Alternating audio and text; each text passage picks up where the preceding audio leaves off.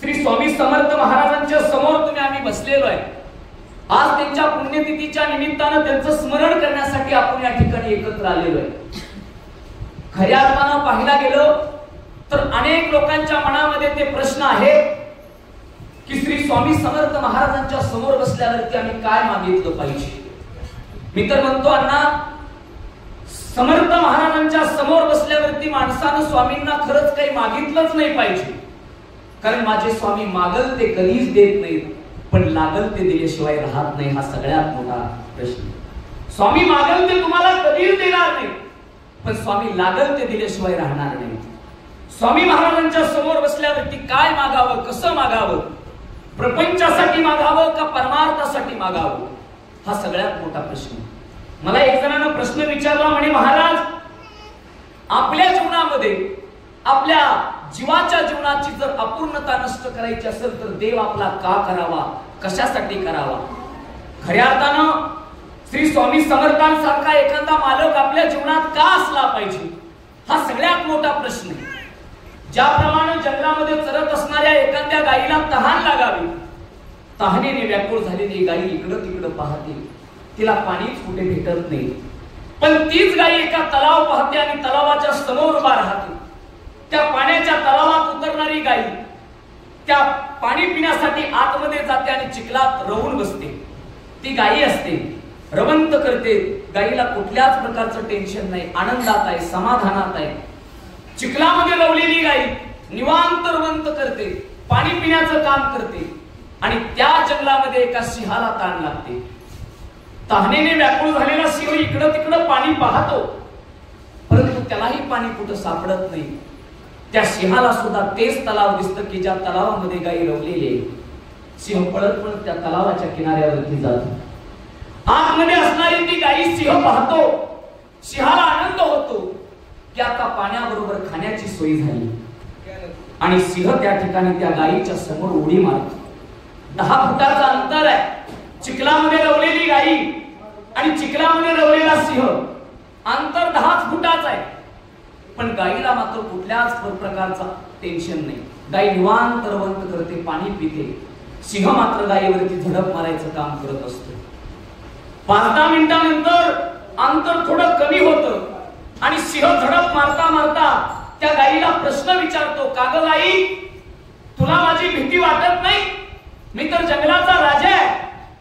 पाणी पित असणारी गायी त्या सिंहाला उत्तर देते, सिंहा, अरे तुझी रे कसली भीती, 2 तासांनी माझा मालक येईल, मला या चिखलातून काढून घेऊन जाईल, पण तुझा कोण मालक आहे? मायबाप, ज्या पद्धतीनं गायीचा मालक होता येतो, पण सिंहाचा मालक कधी होता येत नाही। जन्म आईच्या पोटी घ्यावा आणि माणसानं जीवन जगताना गायीसारखे जगावं। जीवन आमचं खऱ्या अर्थानं कुठंतरी आमच्या जीवनामध्ये स्वामींसारखा मालक ज्या दिवशी येतो, त्या दिवशी आमच्या तोंडावरती आमच्या जीवनामध्ये कुठल्या पद्धतीची भीती उडत नाही, आणि म्हणून आमचे स्वामी सदैव आपल्याला सांगतात की भिवू नकोस, मी तुझ्या पाठीशी आहे। का भ्यायचं नाही हो? सदैव स्वामी महाराजांचा हात आमच्या पाठीवरती असला पाहिजे, सदैव स्वामी महाराजांचा हात आमच्या डोक्यावरती असला पाहिजे। प्रपंचाच्या दुःखामध्ये रोज आम्हाला यातना आहेत, काही शरीराच्या यातना आहेत, काही प्रपंचाच्या यातना आहेत, व्यवहाराच्या यातना आहेत, पण या सगळ्या यातनेमधून बाहेर निघण्यासाठी स्वामी आमच्यावरती कृपा करतात नाही बा। लहान असताना सर एक छोटीशी कविता होती, का स्वामी महाराजांची गरज आमच्या जीवनामध्ये। लहान असताना एक छोटीशी कविता होती, मला वाटतं ती तुम्हालाही आठवली। ती कविता अशी होती की ओळखलं का सर मला पावसात आला कोणी, कपडे होती करदमलेली डोक्यावरती पाणी, शर्वत असल्यानंतर हसला बोलला वरती पाहून, गंगामाई पाहुणे आली गेली घरट्यात राहून, माहेर वाशिन कोळी सारखी 4 भिंती नाचली, मोकळ्या हाती जाईल कशी बायको मात्र वाचली, भिंत कसली तूल विजले होते नव्हते गेले, प्रसाद म्हणून पापण्यामध्ये पाणी थोडे ठेवले, कारभारणीला घेऊन संध्याचा लढतो आहे, चिखलगार काढतो आहे, पडकी भिंत बांधतो आहे, खिशाकडे हात जाता जाता हसत हसत उठला, पैसे नको सर जरा एकटेपणा वाटला, मोडून पडला संसार तरी मोडला नाही कणा, आणि पाठीवरती हात ठेवून नुसतं लढमना।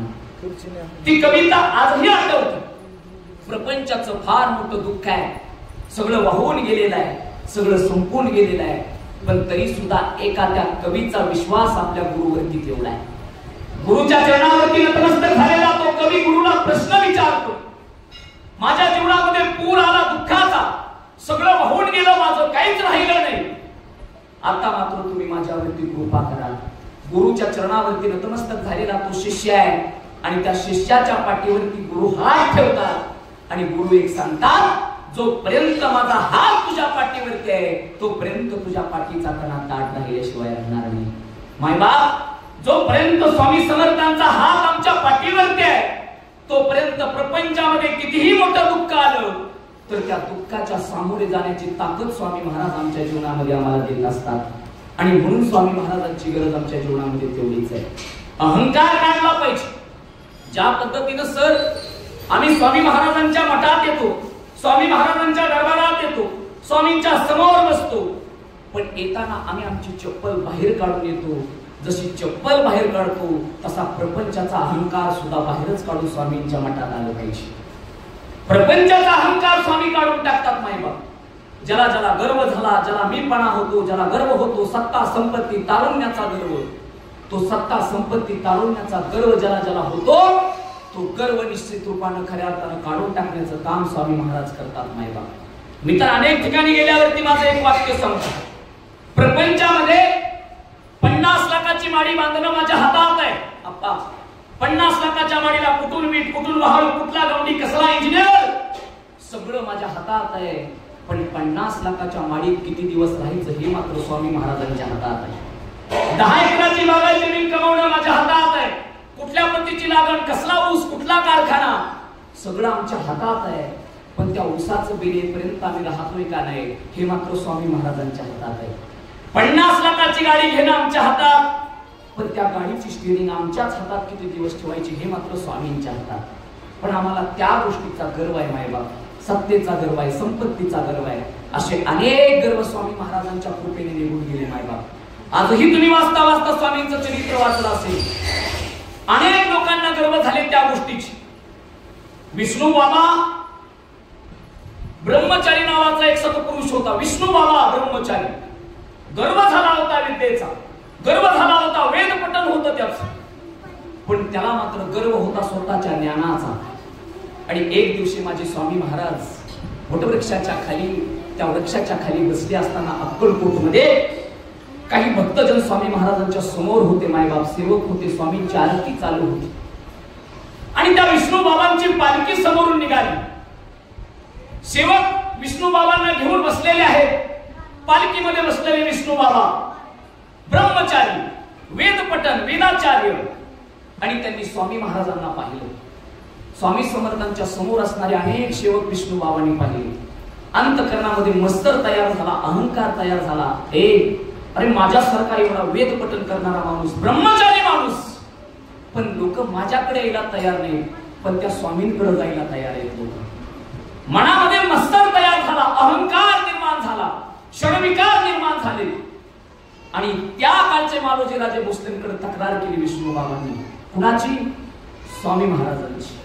संध्याकाळची वेळ आहे, स्वामी महाराज आपल्या दालनामध्ये विश्रांती करतायत, विष्णू बाबा विश्रांती करतायत, अनेक सेवक बाहेर बसलेले आहेत आणि रात्रीची वेळ आहे. स्वामी महाराज त्या विष्णू बाबाच्या स्वप्नात गेलेले आहेत.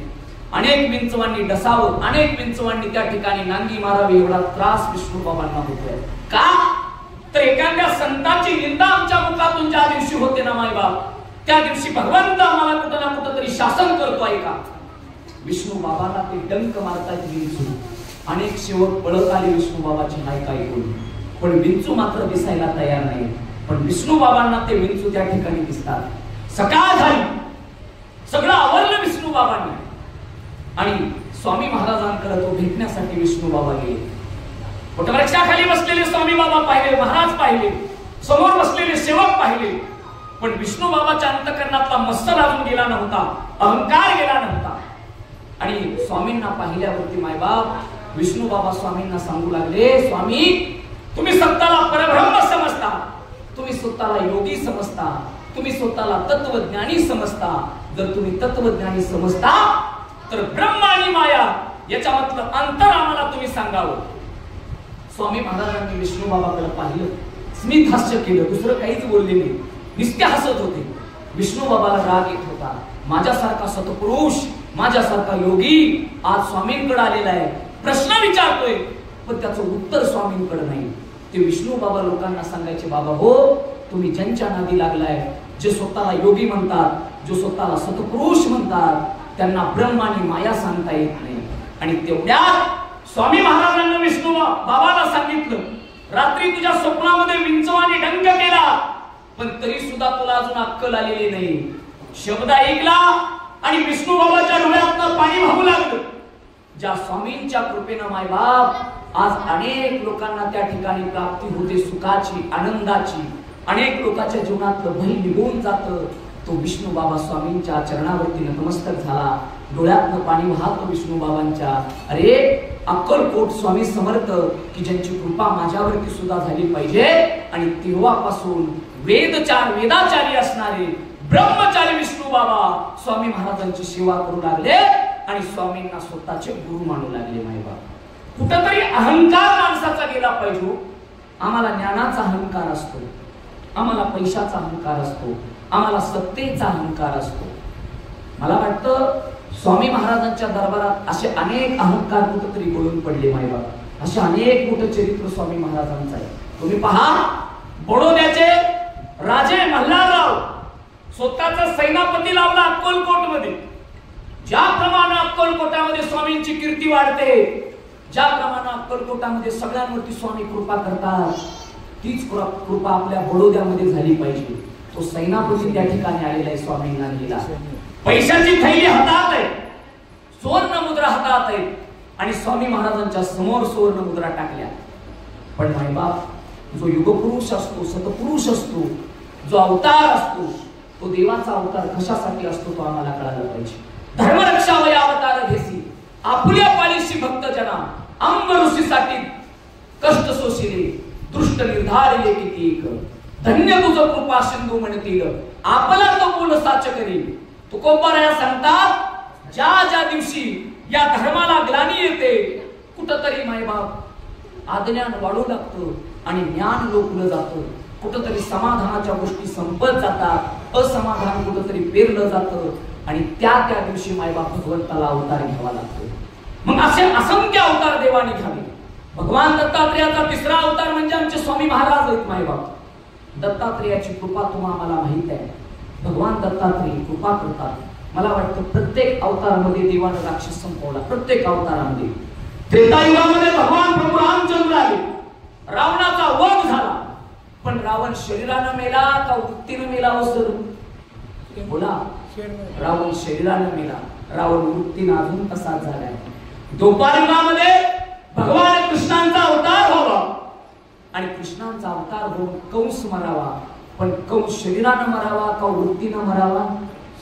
शरीरानं मरावा. माझ्या दुर्गा मातेनं महिषासूर मारला, पण महिषासूर शरीरानं मेला, वृत्तीनं मेला नाही. आणि म्हणून ही अहंकार नावाची वृत्ती, वासना नावाची वृत्ती, काम क्रोध नावाची वृत्ती जर मारायची असेल तर स्वामी समर्थांना शरण गेलं पाहिजे. आमचे स्वामी कुठला शरीर मारत नाही, तर स्वामी वृत्ती मारायचं काम करतात. नाही बाबा, वृत्ती. भगवान दत्तात्रेयाच्या काळातलं एक चरित्र तुम्हाला समजून जाईल. लक्ष द्या. भगवान दत्तात्रेयाच्या काळातलं एक चरित्र. दासुपंत नावाचे फार प्रख्यात असे पंडित होते. दासुपंत फार प्रख्यात, वेदाचार्य, पठण करायचे स्वतः. पण दासुपंतांना सुद्धा अहंकार होता ज्ञानाचा. दासुपंतांना वाटायचं माझ्यासारखं ज्ञान कोणाकडेच नाही, एवढं ज्ञानी दासुपंत होते. पण जीवनामध्ये गुरुची कृपा नव्हती. मी तर म्हणतो, आमच्याकडे अपाट ज्ञान असू द्या, कितीही ज्ञान असू द्या, पण जोपर्यंत आमच्या जीवनामध्ये गुरु येत नाही, सद्गुरु येत नाही, तोपर्यंत आमच्या ज्ञानाचा फायदाच होऊ शकत नाही. तो गुरु आमच्या जीवनात आला पाहिजे. का स्वामी समर्थ आमच्या जीवनात आले पाहिजे? कशासाठी स्वामींची कृपा आमच्या जीवनात झाली पाहिजे? ज्याप्रमाणे पोटामध्ये दुखणारा एखादा पेशंट डॉक्टरकडे जातो आणि डॉक्टर म्हणतात, दादा आता मात्र तुमचं ऑपरेशन करावं लागेल. तो पेशंट सांगतो, ठीक आहे, तुम्हाला वाटतं ना ऑपरेशन करायचं, करून टाका.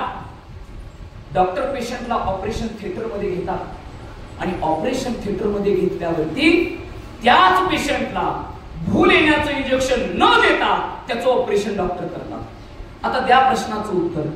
जर भूल येण्याचं इंजेक्शन नाही दिलं आणि ऑपरेशन केलं तर किती दुखेल हो? किती दुखेल? बोला बोला बोला, किती दुखेल? दुखेल का नाही?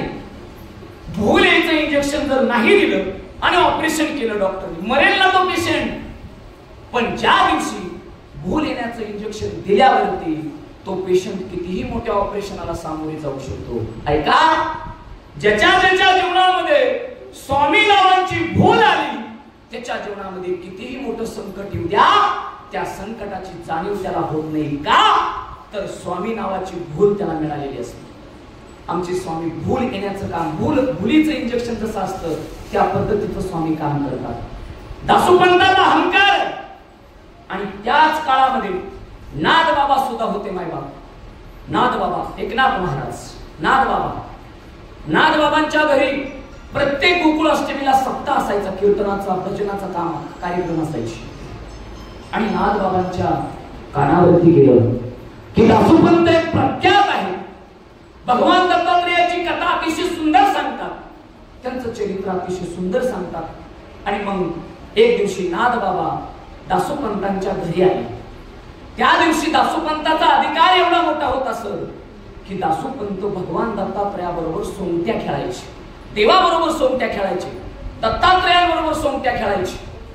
आणि मायबाप नाद बाबा दासोपंतांकडे गेले, दासोपंताच्या चरणावरती नतमस्तक झाले. लक्ष द्या, गोदावरी नगरीचे नाद बाबा, पैठणचे नाद बाबा, एवढा मोठा अधिकार, पण दासोपंताच्या चरणावरती नतमस्तक झाले. दासोपंतांनी विचारलं, नाथ बाबा कशासाठी आले? नाथ बाबांनी सांगितलं, दासोपंत स्वामी आम्हाला माहित आहे तुम्ही खऱ्या अर्थानं भगवान दत्तात्रयाची कथा अतिशय सुंदर सांगता. म्हणे आमच्या इथं गोकुळ अष्टमीचा सप्ताह आहे, आमच्या सप्त्यामध्ये 7 दिवस कथा सांगायला चला. ठरलं मायबाप. आणि दासोपंत कथा सांगण्यासाठी नादबाबाच्या घरी गेले. कुठं? पैठणला, गोदावरी नगरीला. लक्ष द्या माझ्याकडे. 7 दिवसाची कथा दासोपंत सांगत होते, भगवान दत्तात्रेयाचे चरित्र सांगत होते. आणि दत्तात्रेयाचं चरित्र सांगता सांगता शेवटच्या दिवसाची कीर्तनाची सेवा नादबाबांकडे आली. नादबाबांनी डोक्यावरती फेटा घातला, अंगावरती पांढरा जर्जरीत कपडा घातला, धोतर घातलं, हातामध्ये विणा घेतला आणि नादबाबा कीर्तन सांगायला उभा राहिले. दासोपंतांना वाटलं, ज्या एकनाथ महाराजांनी मला बोलावलंय, एकदा बघूया कसं बोलतोय, कसं सांगतोय, कसं कीर्तन सांगतोय. अहंकार होता ना मनात, दुसऱ्याचं ऐकायचं. असे लोक अनेक असतात मायबाप, फक्त स्वतःच सांगायचं पण दुसऱ्याचं ऐकायचं नाही. दासोपंत नादबाबाचं कीर्तन ऐकण्यासाठी आले. लक्ष द्या माझ्याकडे. नादबाबा कीर्तनामध्ये रंगलेले होते आणि दासोपंत समोर बसले. समोर बसलेल्या दासोपंताचं लक्ष गेलं तर भगवंत दत्तात्रेय त्रैलोक्याचा मालक नादबाबाच्या पाठीमागं एका चोपदाराचं काम करत होता. हातामध्ये चोप होता मायबाप. आणि भगवान दत्तात्रेय नादबाबांच्या पाठीमागं चोप घेऊन उभे होते. चोपदाराचं काम करायचं, चोपदाराचं. दासोपंतांना वाटलं, रे आयुष्य गेलं माझं या ठिकाणी भगवान दत्तात्रेयाबरोबर राहून, पण माझ्या कीर्तनात कधी चोपदार झाले नाही, माझ्या कीर्तनात कधी आले नाही. पण आता त्या नादबाबाच्या कीर्तनात चोपदार झाले देव. कीर्तन संपलं, सगळी लोक मायबाप नादबाबाच्या पायावरती डोकं ठेवायला पाळाले. पण दासोपंतातला अहंकार संपलेला नव्हता. दासोपंत म्हणजे मी एवढं प्रख्यात ज्ञानी आहे, माझ्याकडे एवढं मोठं ज्ञान आहे, मी कशाला पाया पडू एकनाथ महाराजाच्या? मी पाया पडेल तर भगवान दत्तात्रेयाच्या. दासोपंत पळत पळत दत्तात्रेयाच्या पाया पडायला गेले आणि दत्तात्रेयाच्या पाया पडता पडता खऱ्या अर्थानं भगवान दत्तात्रेयानं हातामधला चोप दासोपंताच्या पाठीत मारला. आणि दासोपंतांना भगवान दत्तात्रेय सांगतात, दासोपंत जोपर्यंत तुमच्या अंतःकरणामधला अहंकार, षड्विकार, मीपणा हे जात नाही तोपर्यंत तुम्ही साधू किंवा संत होऊ शकत नाही. जर तुम्हाला पायाच पडायचं असेल तर नादबाबांच्या पाया पडा. मायबाप खरं सांगू, ही राक्षसी वृत्ती मारायचं काम भगवान दत्तात्रेय करतात.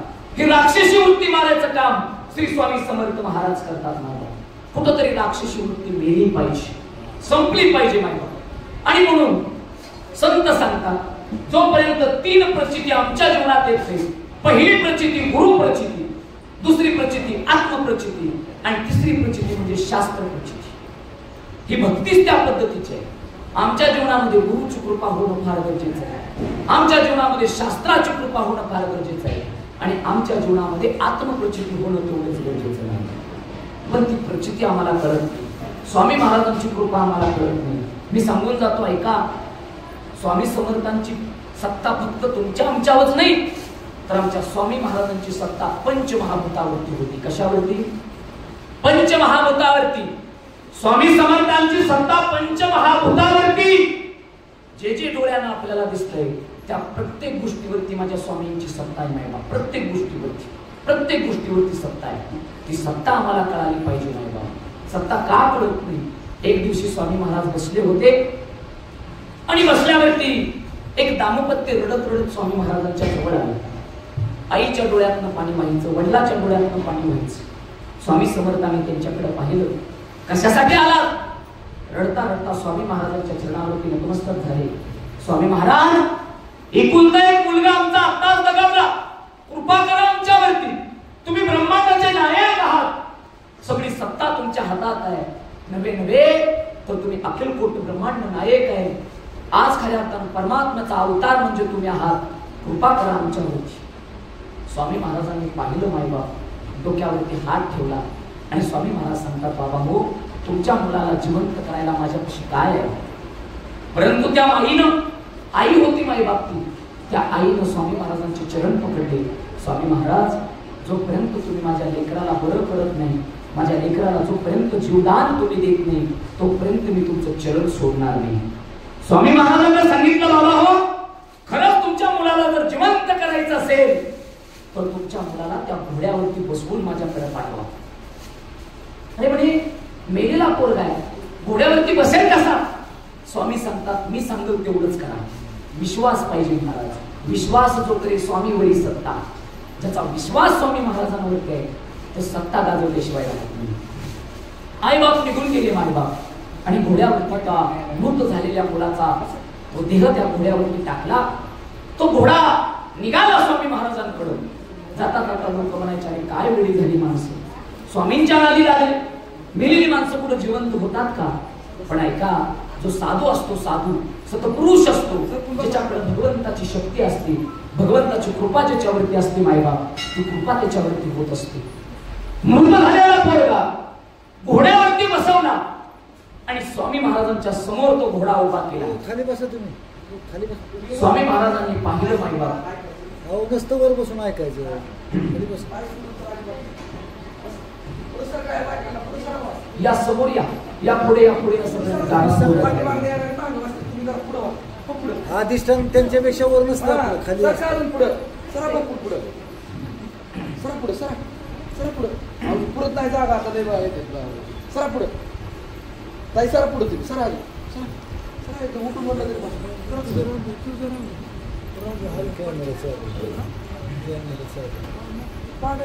श्री स्वामी समर्थ महाराज की जय. मृत झालेला मुलगा घोड्यावरती बसलेला आहे. स्वामी समर्थ महाराजांच्या समोर तो घोडा उभा राहिला. महाराजांनी त्या घोड्याकडे पाहिलं, त्या मुलाकडे पाहिलं, आई वडिलांकडे पाहिलं. आईचं काळीज होतं मायबाप, डोळ्यातनं पाणी वाहत होतं, बाप रडत होता आणि स्वामी महाराज तिकडे पाहत होते. मायबाप स्वामी सांगतात, दादा हो, तुमच्या मुलाला जर परत एकदा जीवदान द्यायचं असेल तर ज्या पद्धतीनं घोड्यावरती बसला त्याला एकट्याला घोड्यावरती पुढे जाऊ द्या. बापानं सांगितलं, महाराज ओ मेलेला मुलगा आहे, घोड्यावरती त्याला टाकलेला आहे. पण स्वामी महाराज म्हणतात, तुमचा जर माझ्यावरती विश्वास असेल तर त्याला एकट्याला जाऊ द्या. आणि मायबाप जसं स्वामींनी सांगावं असा तो घोडा सुसाट पडू लागला. सगळी त्या घोड्याच्या मागे पळायची आणि त्या मेलेल्या मुलाच्या अंतःकरणामध्ये ती चैतन्याची ताकद माझ्या स्वामी महाराजांच्या कृपेनं परत आली. मायबाप फक्त विश्वास त्यांच्यावरती ठेवता आला पाहिजे. आमचा विश्वास बसत नाही हो.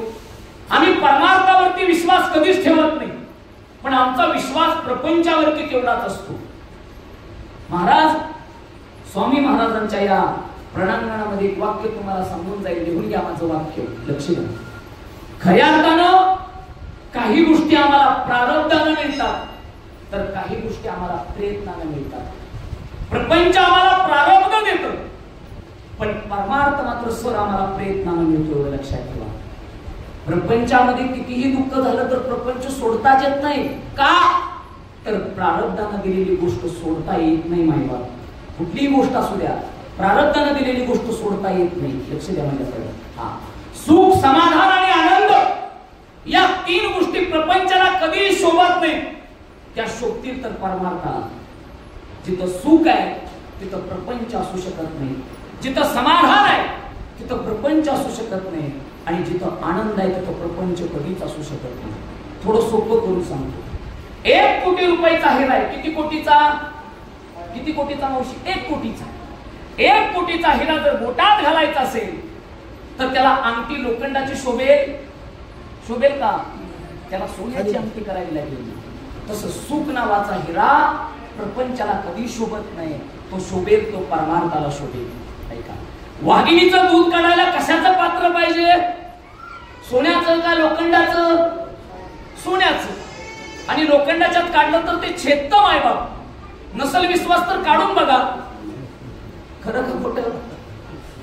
विश्वास पाहिजे आपला त्याच्यावरती मायबाप. आणि म्हणून प्रपंचामधलं दुःख आम्हाला मांडता येतं मायबाप. खऱ्या अर्थानं स्वामी महाराजांची सेवा करता करता आम्हाला कुठंतरी भयमुक्त होता येतं. स्वामी महाराजांची सेवा करता करता कुठंतरी आम्हाला आमच्या जीवनातला क्रोध निघून जातो. स्वामी महाराजांची सेवा करता करता आमच्या जीवनातले षड्विकार निघून जातात. स्वामी महाराजांची सेवा करता करता आम्हाला प्रपंचातून परमार्थ साधता येतो मायबाप. आणि साधता आला पाहिजे. आजकाल प्रपंचामध्ये एवढं मोठं दुःख आहे, ते दुःख शब्दात मांडता येत नाही. पण परमार्थाचं सुख, स्वामी महाराजांच्या या सेवेचं सुख, हे सुख मात्र आम्हाला कुठं ना कुठं तरी त्या यशाच्या पदापर्यंत घेऊन जातं. आणि म्हणून ते सुख आमच्या जीवनात पाहिजे. प्रपंचात सुख नाहीच. एक जणानं बायकोला 5,000ची साडी घेतली. किती हजाराची? महिला मंडळ किती हजाराची? 5,000ची. 5,000ची साडी घेतल्यावरती आप्पा ती बायको नवऱ्याला सांगते, अवघे एवढी महाग कशाला घ्यायची? सासूबाईनं बघितल्यावरती घराच्या बाहेर काढेल ना. नवऱ्यानं सांगितलं, टेन्शन घेऊ नकोस, सगळ्याच गोष्टी खऱ्या सांगायच्या. विचारलं तर सांग 300 रुपयाचे म्हणून. आणि तेवढ्यात म्हातारी तिथं आली. पाहिलं ती, तुला म्हणे बायकोच दिसते, आई कधी दिसतच नाही. नवऱ्यानं सांगितलं, आई अगं 3 महिन्यातनं घेतली 300 रुपयाची, कशाला एवढं कडकड करते? म्हातारी पुढे गेली आणि ती साडी हातात घेतली. आता म्हातारीचा दांडगा अनुभव होता मायबाप. म्हातारीनं सूद बघितलं. म्हातारी म्हणते, सुनबाई अगं 300 रुपयाचे पण लय गोड आहे म्हणे. एक काम कर, 100च्या 3 नोटा काढल्या आणि सुनबाईच्या हातात दिल्या. आता एवढी मला राहू देऊन तुला दुसरी आली. ऐका, हा जीवनाचा प्रवास आहे मायबाप. हा प्रपंचाचा प्रवास आहे. हा प्रपंचाचा प्रवास तुम्हाला कधी सुखच देऊ शकत नाही. जर सुख पाहिजे असेल तर स्वामी महाराजांच्या दारात तुम्हाला सुख मिळतं मायबाप. प्रपंच आम्हाला कधी सुख देऊ शकत नाही. सुख जर पाहिजे असेल तर परमार्थ आम्हाला सुख देतो. आम्ही रोज प्रपंचासाठी रडतो. आम्ही रोज बायका पोरांसाठी रडतो. आम्ही रोज शरीराच्या यातनेसाठी रडतो. पण कधीतरी स्वामी महाराजांसाठी आम्हाला रडता आलं पाहिजे. कधीतरी रडता आलं पाहिजे. रोज रडतो आम्ही. रोज शरीराच्या यातनेनं रडतो. रोज प्रपंचामधल्या व्यवहारासाठी रडतो. रोज धनसंपत्तीसाठी रडतो. पण कधीतरी कधीतरी कधीतरी या देवाच्या दारात बसल्यावरती देवासाठी 2 अश्रू टाकता आले पाहिजेत. कधीतरी सोडता आले पाहिजे. तू असू कोणी सोडले? जे जे देवासाठी रडले, जे जे स्वामींसाठी रडले, त्यांच्यावरती माझ्या स्वामी महाराजांची कृपा झाली नाही. एका लक्ष्मण कोणी नावाचा एक इसम होता. फार मोठी भक्ती होती स्वामी महाराजांवरती, फार मोठी. पण कोळी समाजाचा होता. रोज समुद्रात जायचा, नदीमध्ये जायचा, जहाज त्या ठिकाणी नौका चालवायचा, मच्छ्याचा व्यवसाय करायचा, माशाचा व्यवसाय करायचा. पण भक्ती मात्र स्वामी महाराजांवरती त्याची होती. एक दिवशी वटवृक्षाच्या झाडाखाली बसले होते माझे स्वामी. आणि बसल्यावरती असंख्य सेवक समोर बसले होते मायबाप. आणि कुठेतरी त्या नदीमध्ये वारं सुटलं, वाहतूळ आली आणि लक्ष्मणाचे नाव गडबडले. आता मात्र आपण बुडणार, आपण संपणार. मायबाप, ज्या ज्या दिवशी आमच्या जीवनामध्ये, ज्या ज्या दिवशी आमच्या डोळ्यासमोर आमचं दुःख येतं, दुःख त्या दिवशी देव आम्हाला आठवतो. देव आम्हाला सुखात कधी आठवतच नाही, पण देव आम्हाला दुःखात आठवतो मायबाप. पण ज्याला देव दुःखात ना होय, देव सुखात आठवतो ना, त्याच्यावरती स्वामी कृपा करतात. आमच्या जीवनामध्ये सुख आलं तरी देव आपला वाटला पाहिजे, आणि आमच्या जीवनात दुःख जरी आलं तरी सुद्धा देव आपलाच वाटला पाहिजे. देव आपला वाटला पाहिजे. कितीही सुख असू द्या जीवनामध्ये, प्रपंचामध्ये, पण स्वामी तेवढेच आपले वाटले पाहिजे. कितीही दुःख असू द्या प्रपंचामध्ये, तरी सुद्धा स्वामी आपले तेवढेच वाटले पाहिजे. आणि म्हणून जीवनामध्ये गुरुची कृपा झाली पाहिजे. लक्ष्मणाला वाटलं आता संपून जाणार आपण, नाव पाण्यात बुडणार, आणि लक्ष्मणानं धाव घेतली, मायबाप हात जोडले, आणि लक्ष्मणाच्या डोळ्यासमोर स्वामी समर्थ उभा राहिले. हात जोडलेला स्वामी समर्थांना तो त्या ठिकाणी लक्ष्मण स्वामी समर्थांचं नाव घेऊ लागला, नामस्मरण करू लागला. ब्रह्मांड नायक अक्कलकोटी स्वामी महाराज खऱ्या अर्थानं आता कुठंतरी नाव पाण्यात बुडायला निघाली. आजपर्यंत मी तुमची भक्ती केली, आजपर्यंत निस्वार्थ भावनेने तुमच्या चरणावरती नतमस्तक झालो. आता मात्र माझे नाव किनाऱ्याला लावायचं काम फक्त तुम्हीच करू शकता. झाडाखाली बसलेले स्वामी महाराज, लक्ष्मणाची हाक स्वामी महाराजांच्या कानापर्यंत पोहोचली, आणि स्वामी महाराजांच्या लक्षात आलं आता कुठंतरी लक्ष्मण कोणी दुःखात आहे, अडचणीत आहे, पण त्याची भक्ती फार मोठी आहे. ज्याची भक्ती मोठी असती ना मायबाप, अंतकरणातून भक्ती करता आली पाहिजे. एकदा हाक मारून पहा स्वामी महाराजांना. जर भक्ती अंतकरणातून असेल, भक्ती निस्वार्थ भावनेची असेल, तर आमची हाक स्वामी महाराजांपर्यंत जाते मायबाप. आम्ही कुठेही असू द्या, पण स्वामी आमचं सगळं ऐकतात, एवढं लक्षात ठेवा. स्वामी महाराजांच्या लक्षात आलं, आणि तिथे जाग्यावरती बसलेले स्वामी महाराज त्या लक्ष्मणाचे नाव बाहेर काढतात. पण अशी नाव बाहेर काढत नाही तर स्वामी महाराजांचा एक हात उजवा सुद्धा ओला होतो. समोर बसलेला तो सेवक स्वामी महाराजाच्या हाताला हात लावतो, तर सगळा हात पाण्याने भरलेला होता नाही. आणि त्यावेळेस स्वामी सांगतात, मी शरीरानं जरी इथं असलो तर माझ्या भक्तासाठी त्या नदीच्या पात्रावरती मला जावं लागेल. महाराज, देवाला हाक मारण्यासाठी आपण देवाकडे एक पाऊल गेलो तर देव आपल्याकडे 10 पाऊल येते, लक्षात ठेवा. आम्ही स्वामी महाराजांच्या मंदिरात एक पाऊल टाकू द्या, स्वामी आमच्यासाठी 100 पावलं चालत येतील. पण आमचा पाऊल निस्वार्थ भावनेचा पाहिजे, त्याच्या पाठीमागे कुठल्याच प्रकारचा स्वार्थ नसला पाहिजे, तर स्वामी आपले होतात नाही बा. अन्यथा स्वामी आपले होऊ शकत नाही. किती पद्धतीची भक्ती आहे जगाच्या पाठीवरती. असंख्य लोक भक्ती करतात, असंख्य लोक, कितीतरी मोठी लोकांची भक्ती आहे. पण मी तर म्हणतो आजकाल लोकांना देवपूजा सुद्धा जीवावरती येऊ लागली. लक्ष द्या, लोकांना देवपूजा करायला वेळ नाही सर. आजकाल देवाची पूजा करायला वेळ नाही. लोक एवढी व्यस्त झाली. आज लोकांना प्रपंचातून वेळ काढता येत नाही परमार्थासाठी. तो परमार्थासाठी आम्हाला वेळ काढता आला पाहिजे, स्वामींसाठी आम्हाला वेळ काढता आला पाहिजे. सदैव सांगतात स्वामी, भिवू नकोस, मी तुझ्या पाठीशी आहे. आमच्या जीवनातली भीती, आमच्या जीवनातलं भय, आमच्या जीवनातलं दुःख, त्या दुःखाचं निवारण स्वामी महाराज करतात नाही बाबा. पण आम्ही मात्र भेद निघालो. कशाची भीती आहे आम्हाला? ज्याप्रमाणे एखादं लहान बाळ असतं, लहान बाळ, आणि आई कुठेतरी स्वयंपाक खोलीमध्ये स्वयंपाक करत असते, आणि ते लहान बाळ रांगत त्या अंधाऱ्या खोलीकडे निघालेलं असते. आई आपल्या लेकराकडे पाहते आणि लेकराला विचारते, ए लेकरा, अंधाराकडे जाऊ नको, तिथं भाऊ असतो रे. ते पोरगं जाग्यावरती थांबतो, पण आतली ऊर्जा त्याला थांबू देत नाही. परत एकदा त्या अंधाऱ्या खोलीकडे निघतं. आई परत पाहते, आई परत सांगते, लेकरा, अंधाराकडे जाऊ नको, तिथं भाऊ असतो. पण पोरगं थांबायचं नाव घेत नाही. हातामधला सगळा खटाटोप आई जाग्यावरती ठेवते स्वयंपाकाचा. आई पळत जाते, लेकराला उचलते, कडेवरती घेते, आणि आई सांगते, लेकरा, अरे अंधाराकडे जायचं नसतं, तिथं भाऊ असतो. आई त्याच्यावरती एवढं बिंबवते की ती लेकरू पुढे जाऊन सर 2 लेकराचा बाप होत तरी अंधाराला घाबरत का नाही? म्हणून भाई आणि आम्ही, लक्ष द्या, आमचं यश आणि आम्ही, आमच्या मध्ये कुठंतरी बही नावाची भिंत आहे. आणि ती बही नावाची भिंत जर पाडायची असेल तर स्वामींची कृपा होणं गरजेचं आहे. बही नावाची भिंत पाडायची असेल तर स्वामींची कृपा होणं गरजेचं आहे. ज्याच्या जीवनात स्वामींची कृपा होते त्याची ती बही नावाची, भीती नावाची भिंत पडून जाते नाही. आज स्वामी महाराजांची पुण्यतिथी आहे. श्री स्वामी समर्थांच्या पुण्यतिथीच्या निमित्तानं आम्ही काय घेऊन गेलं पाहिजे? मी प्रवचन सांगण्यासाठी तुमच्या समोर उभा आहे, बसलेलो आहे. तुम्ही माझ्या समोर बसलेले आहात. परंतु स्वामी महाराजांच्या पुण्यतिथीच्या निमित्तानं आम्ही काय घेतलं पाहिजे? जगद्गुरु तुकोबऱ्या सांगतात, पुण्यवंत व्हावे घेता सज्जनांची नावे, निघे माझी वाचा तुटी महाराज भुकासाठी, विश्रांतीचा ठाव पायी संताची या भाव, तुका म्हणे पापे जाती संताची या जप.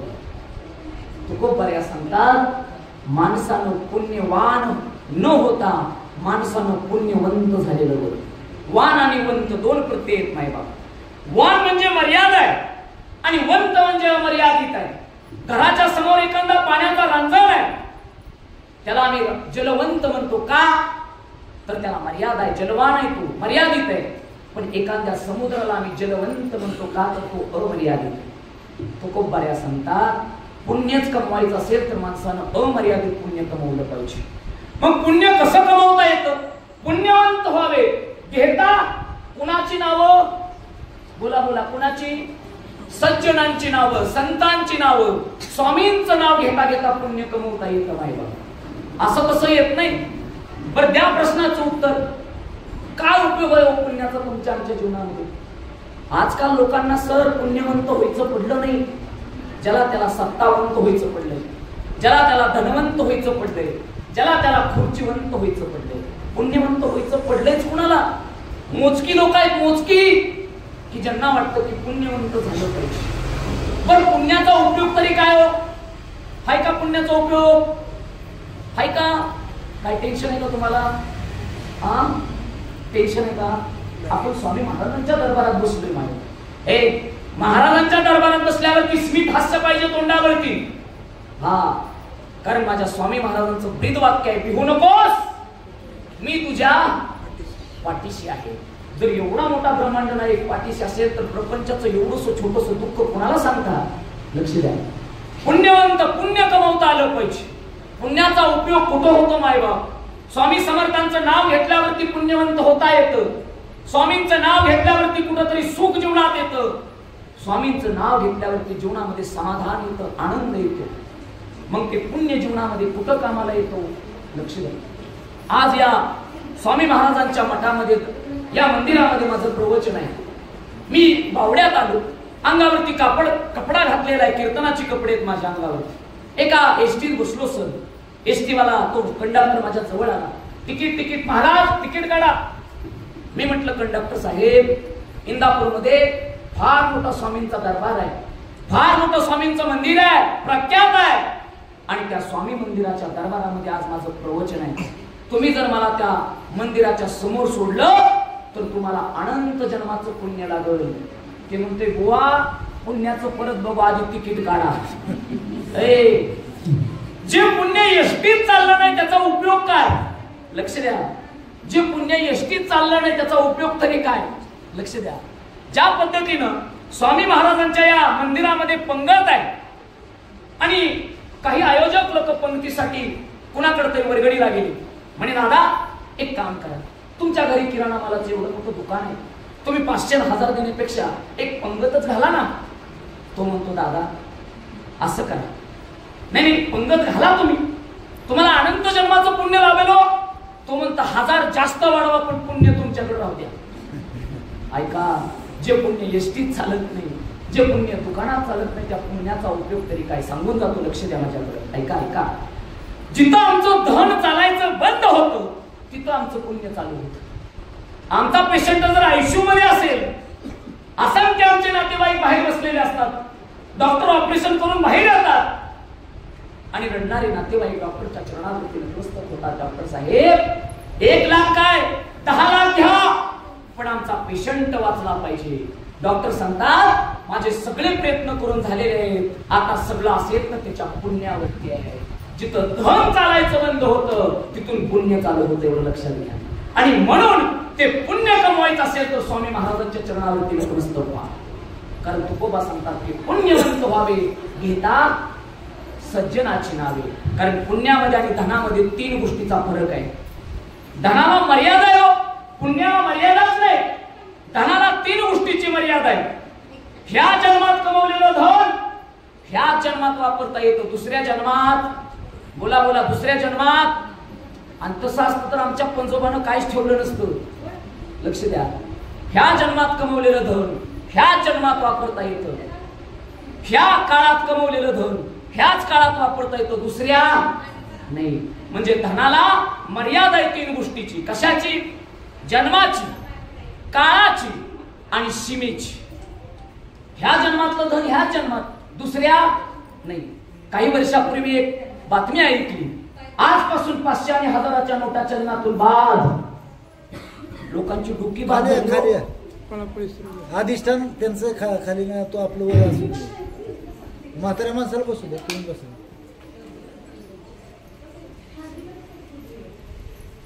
बोला ब्रह्मांड नायक अक्कलकोट निवासी श्री स्वामी समर्थ महाराज की जय.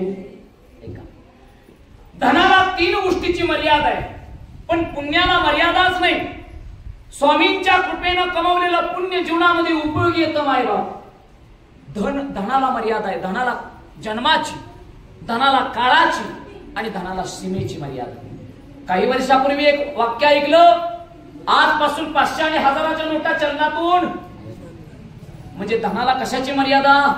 काळाची. धनाला सीमेची मर्यादा. भारत देशात कमवलेला पैसा ऑस्ट्रेलिया सारख्या देशात चालत नाही. आमच्याकडे त्याला रुपया म्हणतात, त्याला डॉलर म्हणतात. लक्ष द्या. म्हणजे धनाला मर्यादा आहे. आमच्या पुण्याला ना जन्माची मर्यादा, आमच्या पुण्याला ना काळाची मर्यादा, आमच्या पुण्याला ना सीमेची मर्यादा.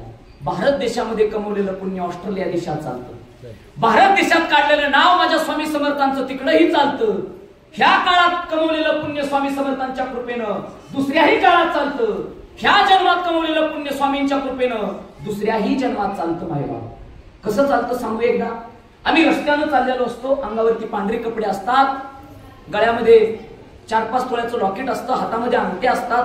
कुठंतरी मायबाप आम्ही निघालेलो असतो, पण जाता जाता पाहतो आम्ही कुठंतरी आमची गाडी खराब झालेली असते, रस्त्यानं चालावं लागतं 1-2 किलोमीटर, आणि त्या साईडनं एका गाडीमध्ये एसी मध्ये एक कुत्र बसून निघालेलं असतं.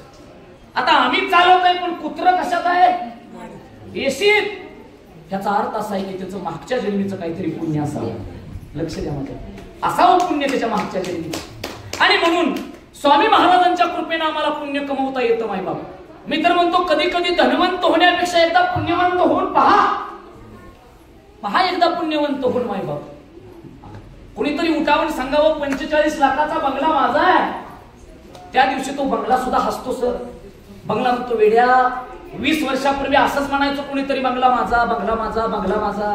पण 20 वर्षानंतर त्या बंगल्यात त्याचा फोटो सुद्धा नाही.